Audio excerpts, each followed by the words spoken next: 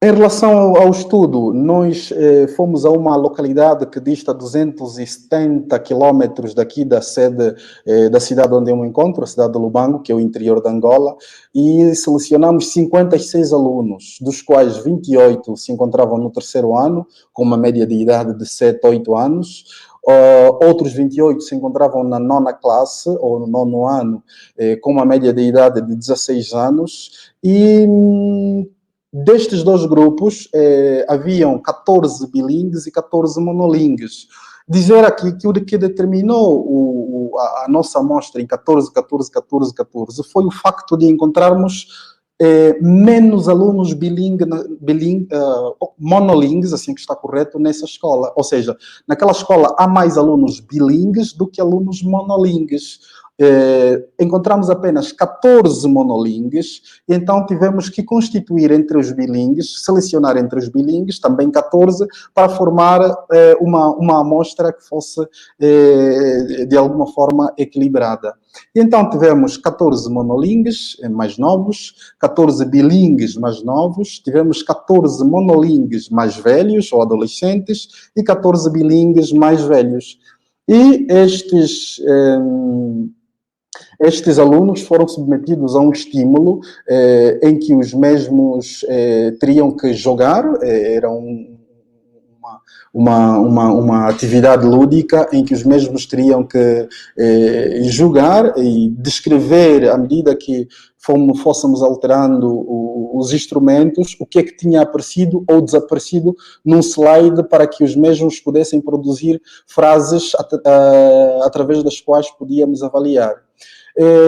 Ainda para o processo de seleção, nós utilizamos um questionário sociolinguístico, o Bilingual Language Profile, que é um questionário que verifica a predominância linguística para saber as crianças bilíngues ou os falantes bilíngues até que ponto é que convivem com cada uma dessas línguas, para que então nós tivéssemos uma seleção mais específica. Então, nós tivemos 18 estímulos em português, e estes 18 estímulos, como não dava para fazer o mesmo controle na outra língua, correspondiam a 5 condições. O que nós chamamos de condições aqui são os afixos que estas palavras selecionam para formar o plural. E assim, para a aplicação dos instrumentos, tivemos 3 dias de investigação, separados por uma semana cada. Então, no primeiro dia de investigação, aplicamos o nosso questionário sociolinguístico. No segundo dia de investigação, realizamos a tarefa toda em português, com todos os alunos, com todos os participantes. E no segundo dia, só participaram os bilíngues e realizamos a tarefa em Ubuntu. A tarefa era mais ou menos assim: designamos por jogo da memória, apresentávamos um slide inicial em que aparecia um elemento, neste caso temos uma casa, depois aparecia um segundo slide em que havia alguma alteração, neste caso adicionamos uma casa, e perguntávamos ao aluno, ao participante, o que é que mudou na imagem. E em seguida, e agora o que é que mudou? Nós obtínhamos resposta como veio mais uma casa, temos agora 2 casas, ou então agora apareceu um avião, e por aí adiante. E, mediante estas produções, nós conseguíamos analisar como é que o processo de formação do plural era feito. Dizer, então, esta investigação, pelo facto de estar associado ao Centro de Estudos Humanísticos da Universidade do Minho e do mestrado em Português Língua Não Materna também daquela universidade, todos esses instrumentos tiveram que ser validados pelo Conselho de Ética de Ciências Sociais e Humanas desta mesma universidade. E, por isso, então, todo o cuidado foi tido em conta ao longo da recolha de dados. Os resultados, claro, mostraram exatamente aquilo que eram as nossas cogitações. Havia pouca flutuação nos estudantes monolíngues. Vejamos que as taxas de acertos variavam de 96 para os monolíngues mais novos e de 100 para os monolíngues mais velhos. E esta diferença, claro, deve-se ao processo de escolarização. Lembrando que estes se encontravam no nono ano e estes no terceiro apenas.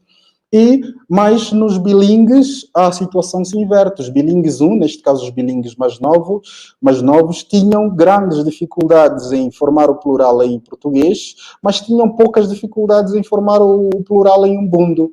Já a situação se inverte nos mais velhos, nos falantes bilingues mais velhos, que com a escolarização, reparemos, a taxa de acerto sobe de 68 para 87, claro que não chegam a 100, talvez pelas interferências, mas sobe para 86 e as taxas de acerto em Ubuntu baixam significativamente para 56. Então, vejamos que há uma situação que se inverte. Em relação às condições de formação do plural, verificamos que as formas, os nomes que no singular tomam, para formar o plural, tomam a forma ans, ons, são as mais difíceis para os falantes bilingues, quer mais novos como os mais velhos. E depois temos as condições ais e eis, que são as palavras que, para o plural, tomam estas formas. Primeiro temos estas, como sendo as mais difíceis, e a seguir temos estas segundas formas, ais e eis. Portanto, são as formas identificadas como sendo as mais difíceis para os alunos bilingues que se encontram em situação de aquisição linguística. E em Ubuntu, esta situação é mais ou menos igual em todas as situações. Temos esta condição, que é ligeiramente mais, em que os alunos apresentaram melhores resultados, mas nas demais os resultados são muito semelhantes, porque as taxas de acerto não variavam muito. Então, estes gráficos apresentam exatamente esta flutuação. Ao nível da produção do plural, verificamos que as formas ans são as mais difíceis, depois ons, esta aqui, depois temos a forma ais, por exemplo, pais, papéis, estas aqui, que são mais difíceis para eles. Entretanto, as formas como pão, que ao formar o plural torna a forma pães, são as mais difíceis para os falantes bilingues mais novos. Os falantes bilingues mais velhos apresentam dificuldades nas mesmas formas, mas com resultados mais altos. Em Ubuntu, a situação é um pouco diferente. Os bilingues mais novos têm maior domínio do Ubuntu em todas as condições, com resultados acima dos 90%, e os falantes mais novos têm resultados muito mais baixos, mas esta primeira condição, que é holo, que é um afixo, que agrega todas as palavras que no plural tomam este afixo, apresenta-se como ligeiramente mais fácil se comparadas às outras, porque esta é mais frequente em termos comunicativos do que outras.